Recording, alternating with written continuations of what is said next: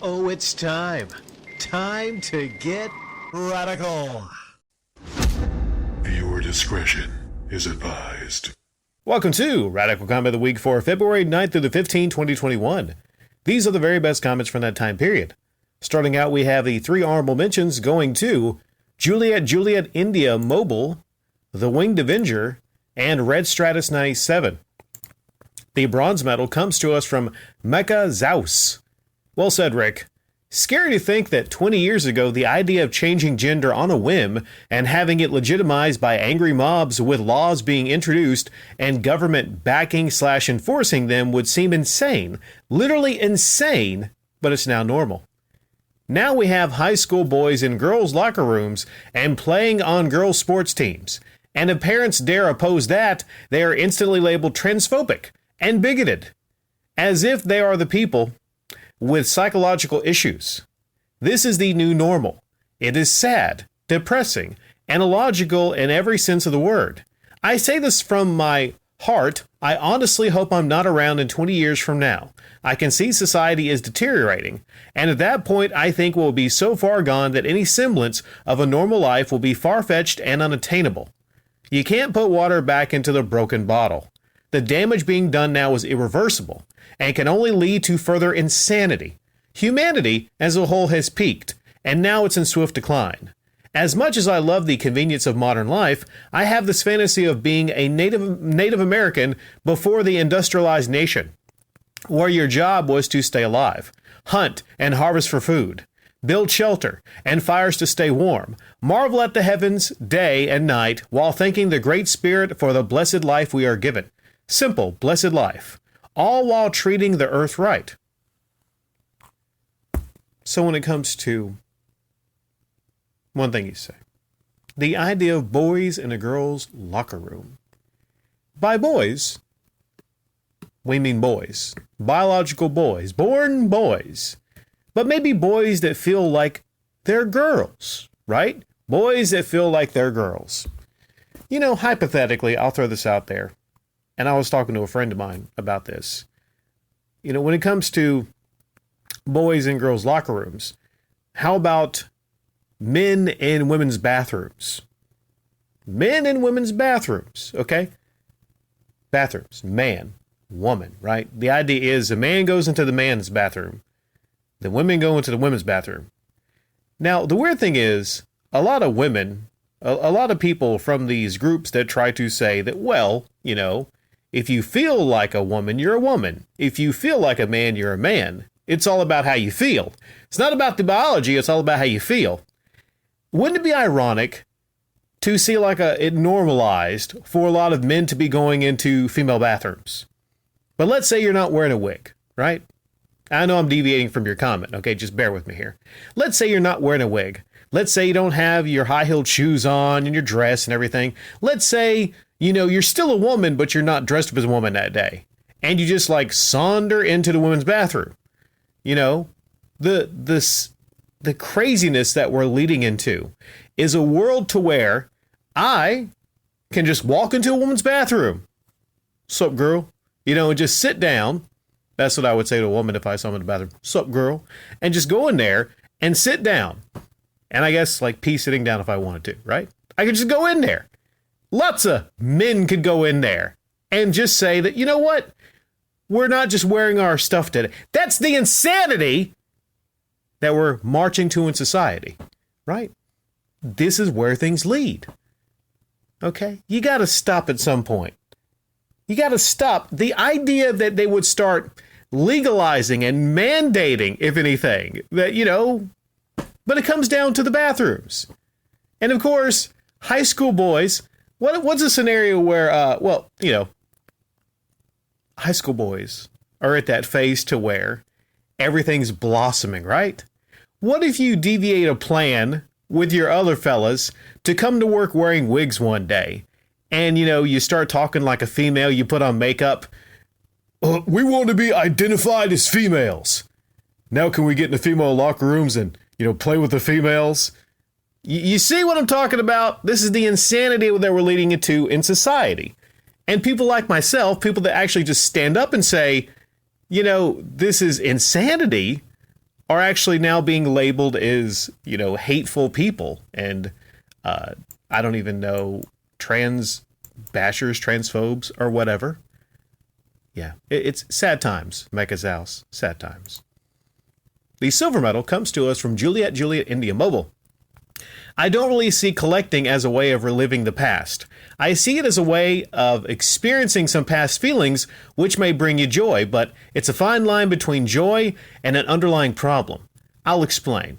If you're unhappy now, looking to the past to relive happy memories won't change how you are now. They may be a temporary fix, but never a permanent solution. All too often that path leads you astray, and before you know it, you're MGR e-begging, okay, maybe not that bad, but you get my point. I collect games as my hobby, but I make an effort to involve my family in my hobby. I don't force them into it, but I try to welcome them into it. I see it as a way to connect. For my daughter, I want to share my interest. She doesn't have to like the same things as myself, but if I'm making the effort to involve her in my life, introduce her to my past. My wife and I do the same things with exercise, which is important to both of us. I've taken my daughter out on runs, and my wife will allow my daughter to work out with her. We do a lot of other things as a family, but it's nice to know we can sit down and play Mario Party on the GameCube or N64 and enjoy it. We have a small arcade one-up with a bunch of 80s arcade games on it. My wife for the last few weeks has been rubbing it in my face that she's beat my high score in Galaga. Just tonight I finally had the time to sit down and reclaim my spot at the top, which I did. After that, the three of us were taking turns at the stick to see who could get a better score. We'll do stuff like that on occasion and have a blast. My point is that a lot of my collecting happiness doesn't come from the pieces of plastic and cardboard as much as the enjoyment I get sharing them with my family and playing. Again, wanting to relive old memories is fine. I just think it's dangerous if you're not 100% sure why you want to relive them. Happiness from things. I think we all get to a moment to where we wonder about what's going to really make us happy. And that's everybody. Sometimes we look to the past to, relive things, from our childhood. How many people right now are thinking, man, if I could just get that piece from my childhood, I could probably be happy. If I can get that old skateboard, if I could refine that skateboard that gave me so many days of happiness, so many memories, so many mementos that connect us to the past, right? But the thing is, the past is gone. Some people just can't deal with that. Right now, a couple seconds, it's just gone. There's times where I just wonder where the time goes, and you got to cherish it before it's gone. The thing is, though, you can't, you can go back in nostalgia. You can go back to the past, but it's never the same. You can go back to the places you came from, but it's never the same. Actually, sometimes that could actually give you a deep, profound sadness. So people got to stop and think, why are we really going back to the past? It's okay to go back to the past a little bit, but some people just live in the past. And you have to really take stock of your life right now, going forward to the future, and really stop and think, what makes you happy? And it's often not it's not the things that you think will make you happy. Sometimes people spend thousands and thousands of dollars, not only just trying to get things from their past again, but maybe just buying a new car or something, because they think that'll make them happy. And then a few months down the line, they're like, why the hell did I do this? So everyone has to really ask themselves that question and find an answer, even though it's really hard, which is ultimately, what's going to make you happy? And sometimes it's just being with your family and friends that make you happy, even if you really don't really even have a lot of money. There's a value to be had in your family and your friendships that can't be understated. The gold medal comes to us from Destroyer of Heroes. Oh man, so much to discuss here. Those particular tweets weren't the issue, from Gina Carano, although they are clearly a part of the problem. You really have to view this thing with an open mind to understand it. Yes, Disney was actually justified in firing her. She's an employee of theirs, and yes, they're actors and all have signed agreements or have things written into their contracts. It's no different than sponsors and sports athletes. There have been nurses fired recently for posting misinformation or personal views on social media regarding coronavirus. All these firings or suspensions are within the laws and regulations. Is Lucasfilm hypocritical for firing Carano? Well, George Lucas himself once referred to Disney as white slavers in a primetime interview. Laugh out loud. Carano has been clearly and purposely pushing the envelope on social media, so she has to at least take some of the blame here. I'm not saying Carano is racist or sexist or even wrong in any of the comparisons she made, but she clearly escalated things to gain national attention, and it worked. It just cost her her job at Lucasfilm. I feel this was a calculated risk on her part. It's not even a question of if she was right or wrong. What is actually credited as the straw that broke the camel's back is when she posted some comparisons to Nazis and Jews with current oppression of conservatives in Hollywood. Now again, I don't think Carano meant any disrespect or hatred towards Jewish people with what she said at all. It's not the issue. It's the fact that she riled up the SJWs and they saw her comments as the perfect scapegoat, and it worked.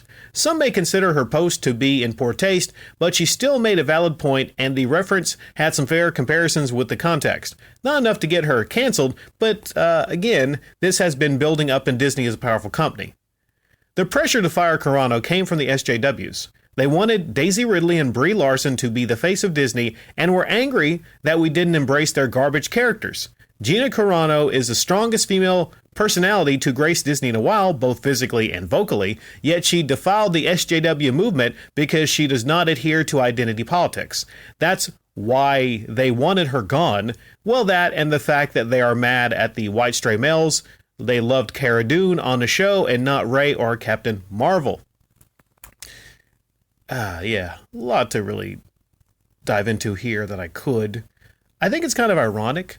The last thing you said, they were mad that the white straight males did not really love, Rey or Captain Marvel, but they love Gina Carano. And that says something there, I think. It's more or less where sometimes a company gets mad. Sometimes they get mad that you don't like who they want you to like. All right? Look at the WWE.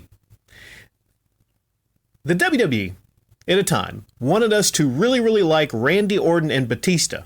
Around the time, the rise of wrestlers like CM Punk and Daniel Bryan, WWE did not want you to like CM Punk. They didn't want you to like Daniel Bryan.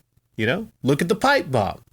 How he escalated, and fans really love CM Punk after that pipe bomb, right?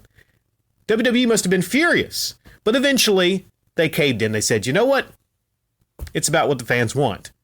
The fans, they wanted CM Punk. So they gave him the title. He had the title for a long time. I would argue they didn't really treat him that well as a top person, but you know what? He had the title for a long time. Daniel Bryan, ultimately they gave the fans what they want. Got the kick on John Cena. He actually wound up beating Batista and Triple H, to get the title, had his big moment. Yes, yes, yes. Sometimes it's as easy as giving the fans what they want. Now, when it comes to Carano, I would say most of the fans, they like the character. They wanted Carano. Okay. I haven't seen the Mandalorian, but apparently she was, one of the favorite characters on the show. So think of it from the perspective of the fans.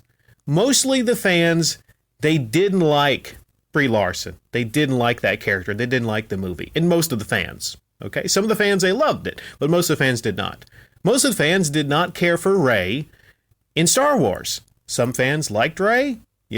Some people like the happy console gamer, thought Rey should have her own Disney series, right? Some of the shields for Star Wars, they just don't care anything. Like, give them whatever, they'll like anything. But sometimes it's as simple as looking at what the fans ultimately want. It's a business. It's a business, plain and simple. And the question we're running into right now is Disney so much of a business? Can they withstand, getting rid of Gina Carano from a business perspective? Can they withstand going down these avenues to really appease, SJWs, which is like a really powerful but small group? Can they really go down this road to appease them? Maybe because Disney doesn't have a direct competitor.